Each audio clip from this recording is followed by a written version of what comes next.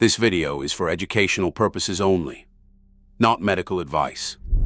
Always consult your doctor before making any dietary or lifestyle changes. 40 days. That's how long two armies had been standing on opposite hillsides, staring at each other across a valley, too afraid to move. Every single morning, a 9-foot giant walked out and shouted the same challenge. Every single morning, the entire army of Israel went silent and backed away. Nobody wanted to be the one who answered him. You already know how this story ends. Everybody does. Here's what almost nobody remembers.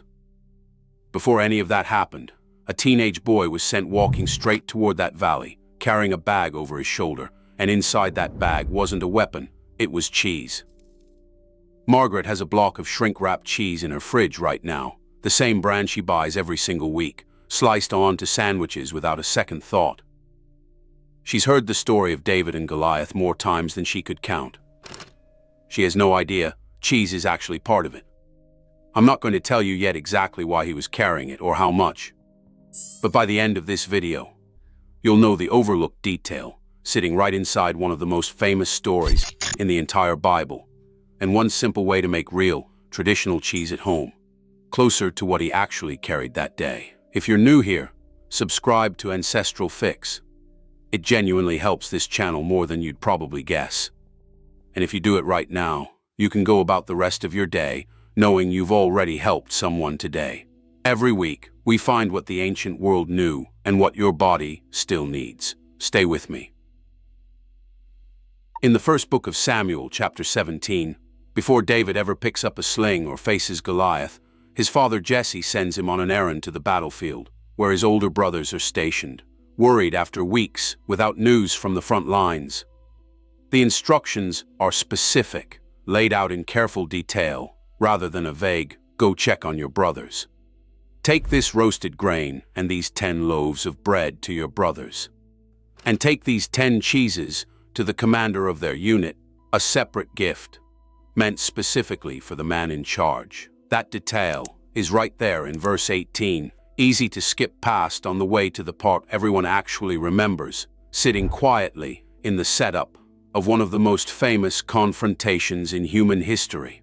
10 cheeses, specifically, carried as a gift and a supply run, days before anyone in that valley had heard the name Goliath shouted across it. Back when David was simply the youngest brother running an errand, nobody would remember. David wasn't walking toward a legendary battle that morning. He was running a food delivery for his father, the kind of ordinary errand that happens right before extraordinary things happen, that gets forgotten completely the moment the extraordinary thing actually does. Ever wonder why cheese specifically made the list, alongside grain and bread, as something worth carrying to soldiers on a battlefield? That's worth understanding, because it wasn't a random choice. Cheese, in the ancient Near East, was one of the most practical foods a traveler or a soldier could carry. Unlike fresh milk, which spoiled within hours in the heat of that region, cheese, properly made and often heavily salted, could last for weeks without spoiling, delivering concentrated protein, fat, and calories in a compact, portable form that didn't require any special handling along a long walk. For an army camped in a valley for over a month, as the Israelite and Philistine forces had been, staring each other down day after day, a reliable source of durable, high-calorie food mattered enormously. And cheese was exactly that kind of food, chosen deliberately rather than by accident. Cheese and curdled dairy appear elsewhere in Scripture too. In the second book of Samuel, later in David's own story, a wealthy man named Barzillai brings provisions including cheese to David's own exhausted army during a different crisis, decades after the Goliath story, when David himself was the one fleeing rather than the one running toward a fight. The pattern repeats itself across David's entire life. Cheese wasn't a delicacy in the ancient world. It was practical, portable survival food, brought specifically to people who needed sustained energy and couldn't rely on anything perishable, showing up at both the beginning and a much later chapter of the same man's story. Let's talk about what this has to do with Margaret's shrink-wrapped block from the grocery store. Modern commercial cheese is produced through an industrial process, often using pasteurized milk, standardized cultures, and, in many mass-produced varieties, added preservatives and stabilizers to extend shelf life and keep the texture consistent across every single batch. Traditional cheese, the kind David would have carried, was made simply: milk, salt, and thyme, using rennet or acid to separate curds from whey, then pressed and aged, sometimes for weeks, in whatever cool, dry space was available. Neither version is dangerous, and there's nothing wrong with a block from the store. But traditional, simply made cheese tends to retain a wider variety of naturally occurring bacterial cultures than heavily processed commercial versions, since the aging process itself, done slowly and without added preservatives, is what actually developed the cheese's flavor and texture for most of history, rather than a factory formula designed for consistency above all else. Let's move into why this matters more specifically after 60. Cheese delivers concentrated protein and calcium in a small serving, both genuinely useful nutrients as bone density and muscle mass naturally become more of a daily consideration with age. None of this makes cheese a superfood or a cure for anything. It simply means a food this old, made this simply, still holds up reasonably well against a heavily processed modern block, and making your own gives you direct control over exactly what goes into it, without any added stabilizers you can't pronounce. Now, before you assume you need a cheese cave and years of practice, that's not what this is about.